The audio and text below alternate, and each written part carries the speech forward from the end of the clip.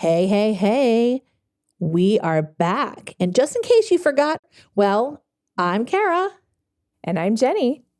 And I am Molly. How is everybody? Yay, we're so excited to see each other. Yes, it's been a couple weeks for spring break. It's the never-ending spring break is what it is. Absolutely. It just doesn't end. I mean, You've had a long one.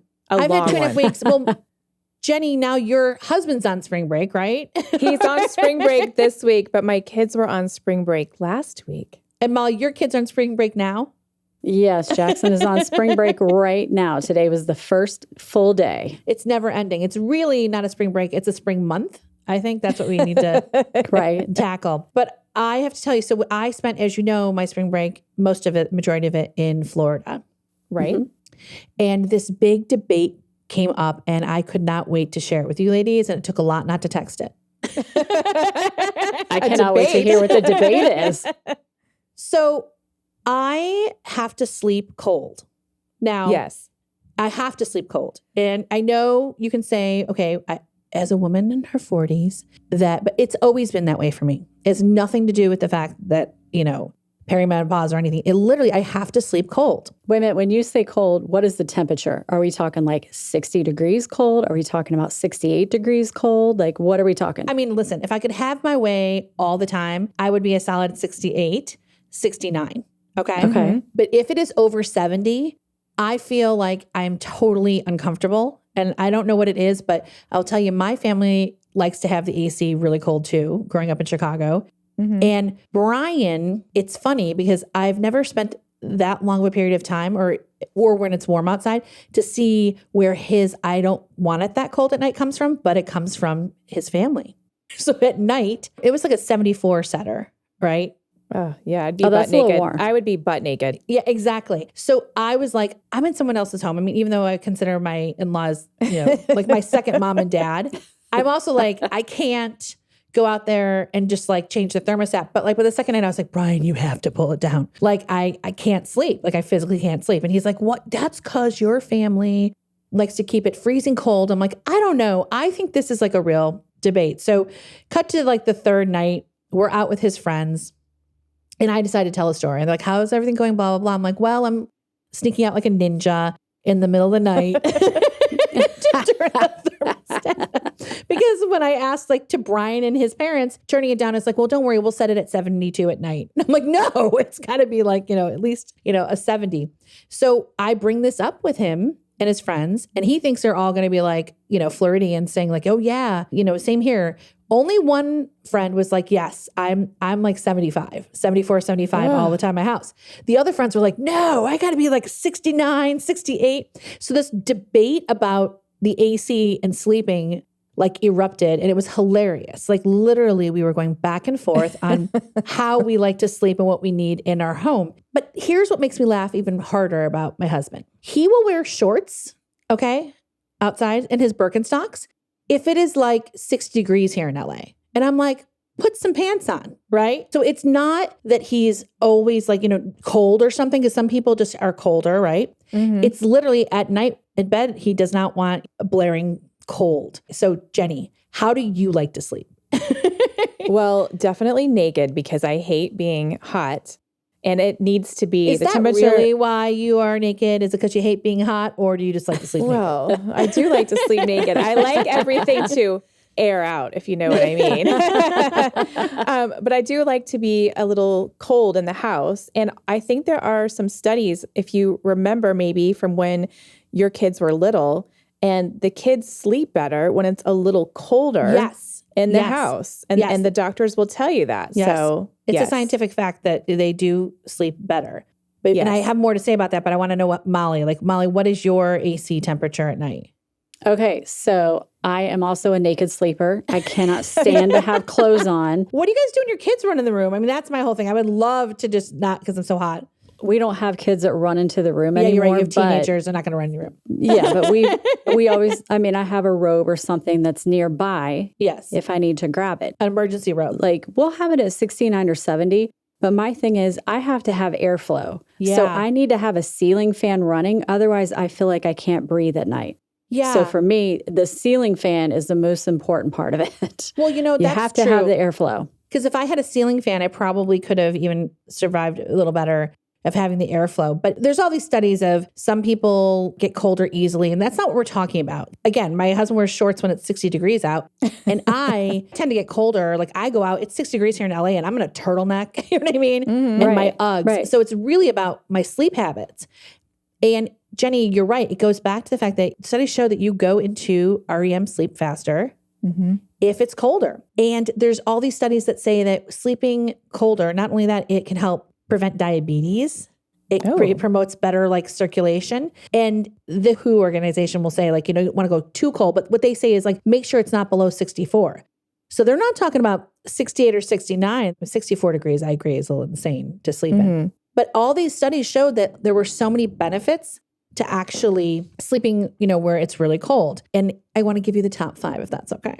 Okay, give it. It promotes quality sleep, like I said, because your melatonin production apparently is a little more stimulated when it's cooler. It helps you fall asleep faster. So it's going to get rid of insomnia for many people. In fact, one of the articles I read said that if you have a problem with insomnia, bring your thermostat down. Even sometimes making sure that your mattress, right, isn't one of those mattresses that heat up, that get you hotter at night. Right. We all know this one. Decreases night sweats from menopause and perimenopause. Yes. I mean, that's kind of a no-brainer. But again, me and Brian for over 23 years will argue about the temperature in the bedroom at night. So I've always been like this. I don't know if you have too. But it says it promotes healthy aging. So like it actually can make you look younger longer, basically is what it said, because of your hormones being more balanced. The sleep hormone, when it goes up and down and it's harder, it's just like anything else is what the article said, that it can affect your body negatively and affect aging, right, negatively. But I thought it was really interesting that there were all these studies. Some people like actually, just like the cold plunge, there's a movement to like sleeping like in a really cold room, like, trying to get it at like 65, 64. I thought I just heard on it somewhere that the optimum sleep temperature is 67. I love that. I'm not sure if that's true or not, but for some reason that number is kind of sticking in my head. But I literally had just heard about these sleep temperatures and sleep studies over the past week or so. Yeah, there were quite a few recent. Yeah. And they did say, yes, sleep colder. Sleep colder is supposed to put you in a better mood in the morning too. There was a whole other part of it that said you will be in a better mood when you sleep colder. I mean, the downsides of sleeping cold, of course, if you're someone who has COPD or any kind of breathing issues, that if you're too cold, it affects your body, if you have any other kind of medical condition. But in general, you're supposed to be in a better mood. It's basically like taking a cold plunge, but without having to hold your breath like we did in Norway when we did it. Right. Well, first of all, I'm turning my thermostat down so that I won't age as fast tonight immediately. And second, it's also safer for babies, number one, because, and it all makes so much sense, everything you said, but they don't overheat as easily also when the temperature is down, and it does make them go into a deeper sleep. Those are 2 very good reasons to follow that scientific research. Honestly, like this one article was like, some people think it doesn't sound inviting, but you can ease your way into it. And I was like, I think it sounds like heaven. I'm like 65 degree. That's a little too cold for me. But. Yeah. Well, then you can wear like a thick little blanket, like, it makes you cozy. Fuzzy blanket. I guess you don't want your nose cold. I mean, that's the only thing. You don't want to wake up with like a cold nose. Anyway, Brian was just joking before we started. He was in here and I had the AC blaring while I was setting up and working on my notes. And he was like, oh, my hands are getting frostbite in this room. And I was like, yeah. Stop it. Stop it. So the debate continues. You will have to have our listeners let us know. Do you like to sleep cold? Right? Yes. Let us know. Oh, gross. The drama's about to end, 'cause gross.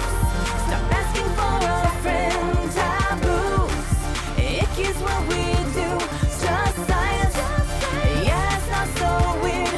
Your gross out journey starts right here on Oh, Gross. Speaking now of spring break, because this all came about because of spring break. Girls, I got to, on spring break, hang out with Kerry Sanders. You did. I am so jealous that you got to see him. Yes. It was really, really exciting, and even more exciting because we're about to tell our listeners, because we had just found out we were nominated for Webby Awards. We are. Yay! Yeah. Oh, gross. Yay, oh, gross. And it was Kerry Sanders' episode. So We got together for a drink in Fort Lauderdale. It was so much fun. And it was so much fun to be able to celebrate with him and thank him for the amazing information he gave to us during that episode for the LA fires. And now we are up for the Webby for individual episode, which will be voted on by jurors. But we are also up for the Webby's People's Voice Award.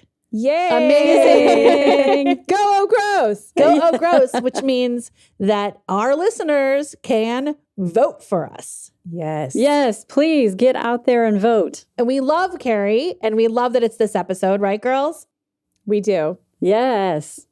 We couldn't ask for a better scenario, and we would love for you to vote for us, because if there's one thing that Kerry Sanders taught us, it was that not only does truth matter, but so does your vote. So go to tinyurl.com/ohgrosswebby, that's WEBBY, and vote for Oh Gross. Okay. We will also have this up on our socials. So please, please, please go to our socials at It's Oh Gross to get the 411 on how to vote. But now we got to go back to spring break because I have so many things to tell you in my 7 days in Florida.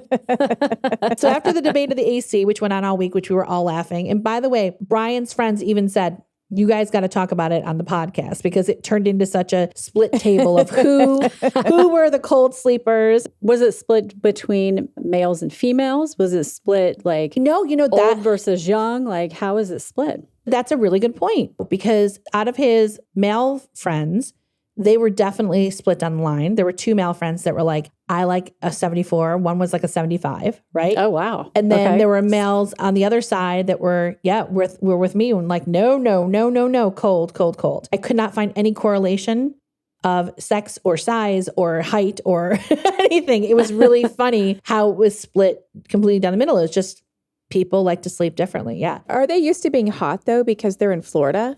Do you I mean, think because it's so No, but half humid the and table hot? was from Florida and still wanted to sleep cold. Okay, well, So yeah. yeah. I honestly think we need a better study on it, but the bottom line is that us cold sleepers are correct because it's better for you. Yes, absolutely. So stay away from our thermostats. No, or let us touch yours. So this debate took up a lot of our spring break, but we also celebrated Killian's 6th birthday on spring break. Oh, yay. happy birthday, Happy Killian. I know. Aw. So for Killian's birthday, we went to the Fish House in Key Largo that was recommended by Brian's really good friend. And Sounds delicious. it was delicious. It was amazing. And it was like your typical real fish house, like in the Keys. And we told him it was his birthday. And so we thought they were going to bring out a birthday cake. Mm-hmm. But instead, guess what they brought out? A birthday fish? They did. I was just going to say a fish. Why would you bring out a birthday No, fish? it was a red snapper, a huge red snapper with a candle in it. Did it have its head? Everything. It was the whole fish. This wasn't like a fish cake? No, This was no, like an no. actual fish? This was an actual fish that came out, was brought to the table, and Killian was like over the moon, like hilariously laughing, right? And they had it, and they sang happy birthday, and they told him, now you have to kiss the fish. Oh, Ah. Killian went all in on the kissing the fish. And the whole time I'm thinking like, let me sanitize his lips really quick. Ugh. was it thawed at the correct temperature and then left? Right. But the best is I'm texting my sisters this story, and then they're like, do they change the fish up, or is it like the same fish all night being passed around? Right? Because it can't be like they're just like handing out red snappers just to blow candles out of Oh, over. here, buddy. Here, the next one. You But know? did they bring him like a dessert? Did they bring him something else? No, yeah, they did. They did bring cake for him to eat after that. Okay. You just blow the candle out on the fish. He didn't have to eat the raw fish or anything. It wasn't like a sushi. Yeah, thank goodness. A sushi situation. But I think for anyone over 21, they should bring out fish bowls. Yeah. Fish bowls. They don't Yep. need to bring a red snapper. Bring us a fish bowl. bring us a fish bowl. I like that.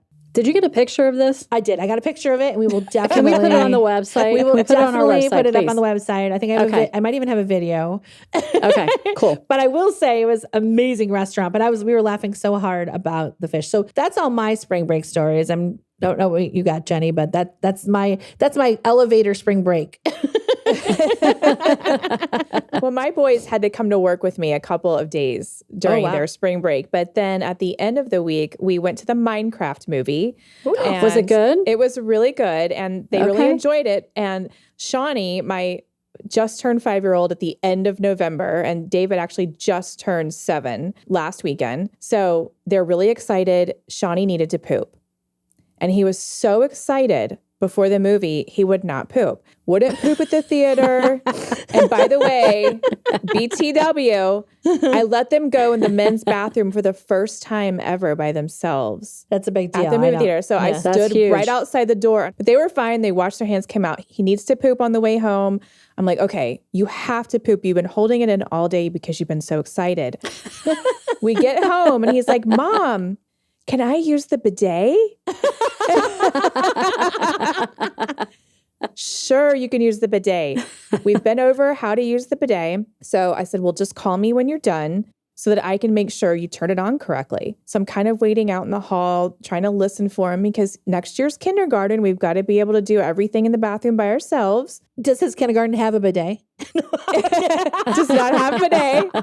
Although it does assist greatly, as we've learned, in wiping number 2. Yes. So I hear him giggling, like hysterically giggling in the bathroom, and I hear water spraying everywhere. And I was like, oh no, is he playing in the bidet? I run in and he's so little and his butt's so small that he had scooted up on the toilet and he's looking to the side, looking at the bidet as he's twisting the knob.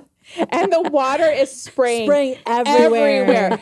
I mean, literally everywhere. So my bathroom, my poop closet turned into the fecal veneer. I mean, this is exactly why Brian, so we have a bidet to install because we have a little cheapy one to try out that we had for many years that he pulled out. And I was like, well, why don't we put that one in like the kids like general bathroom, not their bedrooms. Right. And then we'll get a nicer one. And he was like, you know what Killian would do on that thing? He said exactly that. He would spray it everywhere somehow and we would have poop veneer everywhere. So you just confirmed that Brian is correct. And that Brian is correct. Any child under the age of 10 cannot handle the bidet. No. I mean, I had to send him straight to the shower to wash off his entire skin on the back, which was then fecal veneer. And then clean my bathroom. Did the opposite of what it's supposed to do. But he thought it was fun to twist the knob. He's like, I'm laughing because it's so funny. And also, like every 7-year-old or 6-year-old or 5-year-old wants to look at the mechanism. Look at the water spraying. If they're unsupervised, they're going to be like, "Ooh, I'm going to see what this is." It's like it's like a toilet experiment. Well, and if you're spraying your butt and you're 5, it's hysterical. Yeah, yeah. Okay, so warning, listeners, you need to supervise any child in the bidet. Yes, at all times. As a side note, I also got to try out Jenny's bidet last week. She did. And I did text the whole Oh Gross family to let them know how refreshing the bidet was. I am now obsessed with it, and I would like to get one for my household also. That bidet's been busy this week. It has. Molly was so funny. She's like, dude, I need to poop. I'm going to go upstairs and use your bidet. Is that cool? Like, sure, dude. Go ahead and go use the bidet. It was She loved great. it. Was it life-changing? It was, yes, absolutely.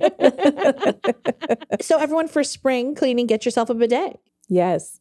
So Molly, you just started spring break. So what is it like with a teenager? It's got to be different. You know, pretty much the teenager, the 16-year-old, he basically just wants to be on his phone. He just wants to play computer games. He just wants to be on the PlayStation. So that's pretty much it. But yes. But otherwise, Jackson is just having a great time on his cell phone and on his computer and doing video games. But he will still have to do some chores while he's here at the house. Here's my question though.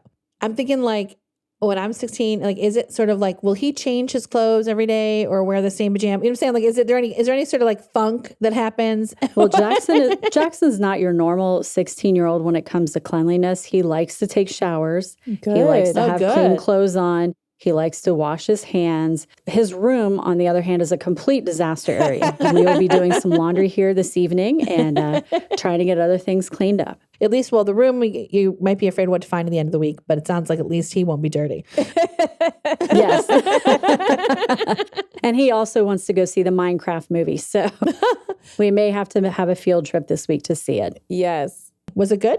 It was really good. It was hilarious. I was shocked of how much I actually laughed. And the boys just absolutely screamed, laughing hysterically the whole time. And the audience would break out into applause. Oh, wow. Wow. So Jack Black is phenomenal. Yes. And Jason Momoa is hilarious. Oh, Jason Momoa's in it? Jason Momoa is in it. We're definitely going to go see it then. Yes. I did not know this. And Jennifer Coolidge is in it. Oh, she's always funny. Oh, I love her. And she is so hilarious. I absolutely adore her. But she's in it too. Well, we wanted to pop in so that we could connect, even though Molly is just starting her spring break, technically, in her house.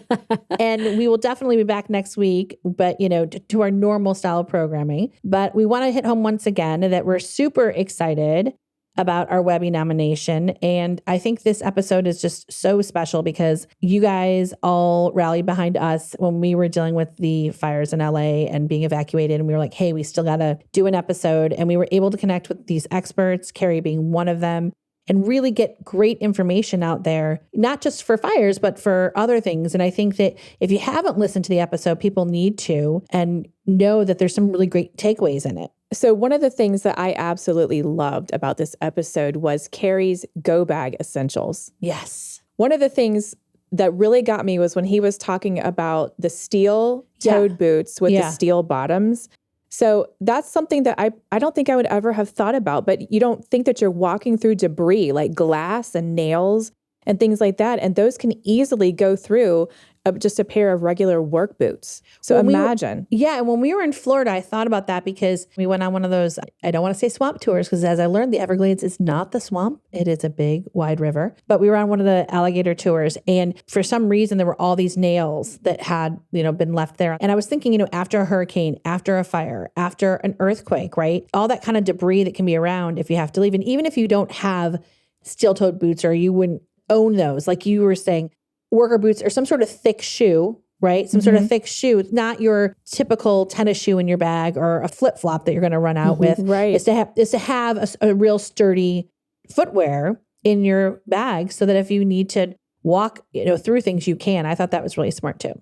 I did too. And I always have multiple charging cords, but the other thing that I never would have thought about were having the two different phones on two different networks, because one network may not work in an area or may go down. So that's something really interesting that I never would have thought about before. And it can be cheap, like $9 a month if you just don't ever use that phone and you just get a cheapy phone that is in there. It's not a bad idea. If you have the means to do it, it's not a bad idea at all. Absolutely. So a few of the things that I really loved from the episode was, for news reporters or anybody, you want to make sure that you're giving out factual information and not something that's going to scare people. Yeah. You want to make sure that you are checking your sources and that you're giving the correct information instead of spreading fear. The other thing was, making sure that we're a community and reaching out to your neighbors. And supporting them, because I think in crisis where people tend to panic and they don't think to ask my neighbor who needs a little help usually every day to get out of his house. So to think about your community in general, even though you are in crisis, I thought that was really, really great. And stay connected in general. Yeah. So we're super excited again about our Webby nomination, and then especially the one that you can vote for, the People's Voice Awards. And got to tell you really quickly, it was super funny because we found out about this on April Fool's Day. And when Brian, I didn't even think of that. And when Brian told me we're sitting in Florida and the Keys, and it was early, for us, because it's like 9 a.m. and 6 a.m. LA time, but 9 a.m. in the Keys. He's like, we've been nominated. And I'm like, what are you talking about? And he wouldn't forward me the email at first. So I thought it was a joke. I'm calling Dave at 6 a.m, trying to wake him up, being like, are we nominated? But it was not an April Fool's joke, but it was hilarious that they announced on April Fool's. But you need to please vote for us. Again, just vote for Oh Gross. And it's for the Webby Award that is the People's Voice Award. Did we mention we've been nominated? And that you can vote and we need your help, okay? Procrastinating can be gross. You don't want to be gross, right? Right. You want to vote now and early, right? Do it now. Again, you Get on it. Get on it. You can go to tinyurl.com/Oh Gross Webby. Again, Webby is WEBBY. And just go down and scroll and vote for Oh Gross, or check out our socials at It's Oh Gross. We will have the 411 on how to vote for us. And we're super excited for next week. And we're going to be back and doing lots of fun stuff. Can't wait. Oh, gross. That drama's about to end, 'cause gross. Stop asking for a friend. Taboos. Icky's what we do. Psoriasis, podiatrist, and pinworms too. It's so gross. No need for strife, because gross. Life is part of life. It's just science. Yeah, it's not so weird. We got the facts, nothing to fear. Oh, gross. It's just science, no, it's not weird. It's just science, nothing to fear.